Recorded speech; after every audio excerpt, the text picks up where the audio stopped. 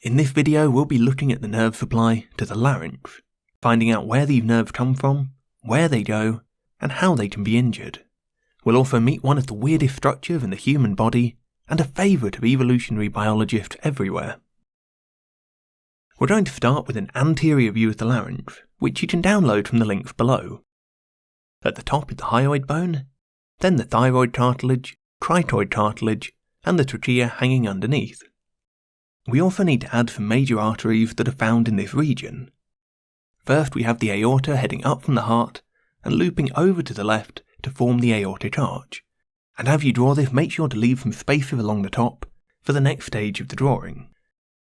Coming off the arch are the arteries that supply the head and upper limb. So on the left there's a common carotid to the head and a subclavian artery to the upper limb. We'll find both of these vessels on the right too, but instead of leaving the arch directly, they first form a common vessel known as the brachiocephalic trunk. This then splits into right common carotid and subclavian branches. Finally, we need to add the pulmonary trunk that delivers deoxygenated blood to the lungs. Although this originates from the right ventricle, it actually sits to the left of the aorta. After leaving the heart it bifurcates, with a right pulmonary artery heading underneath the arch, and a left pulmonary artery passing in front of the descending aorta. During development, a connection known as the ductus arteriosus allows blood to move from the pulmonary trunk to the aorta.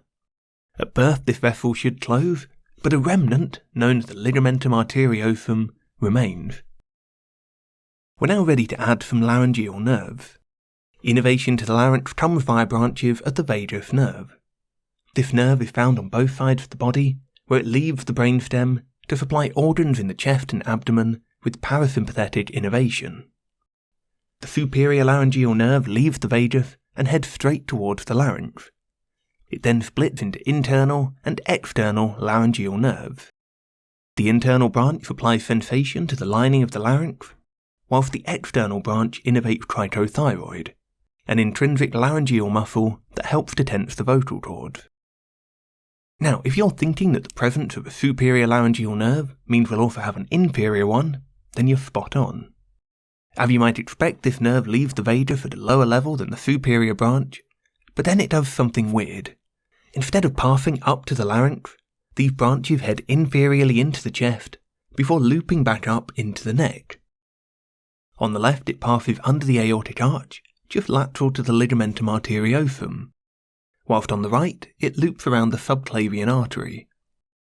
Because these nerves head in one direction, then turn back on themselves, we describe them as being recurrent, and so these are the right and left recurrent laryngeal nerves.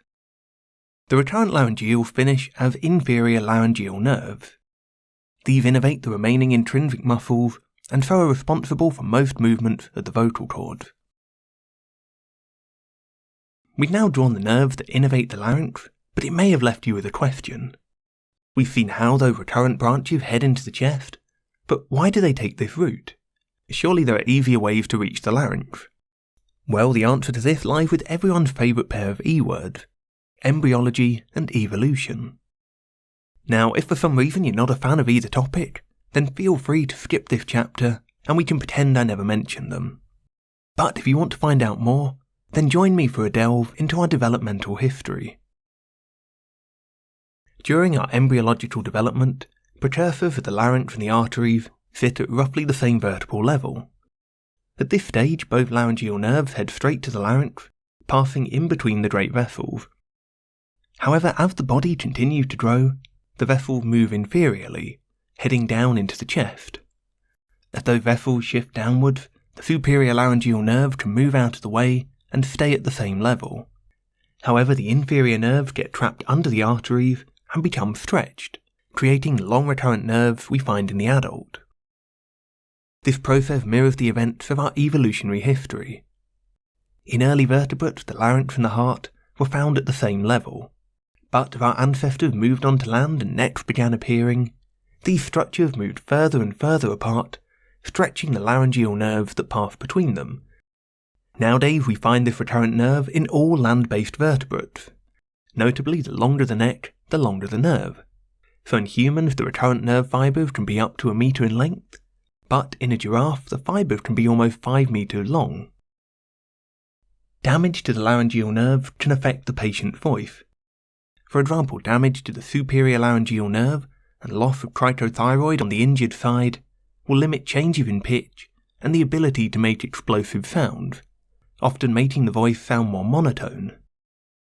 However, damage to a recurrent or inferior laryngeal nerve will disrupt the other intrinsic muscles, leaving the patient with a hoarse voice. The recurrent laryngeals are sometimes compressed by tumours in the lung. However, because of the asymmetrical nature of these nerves, the tumours that affect them will be found in different locations.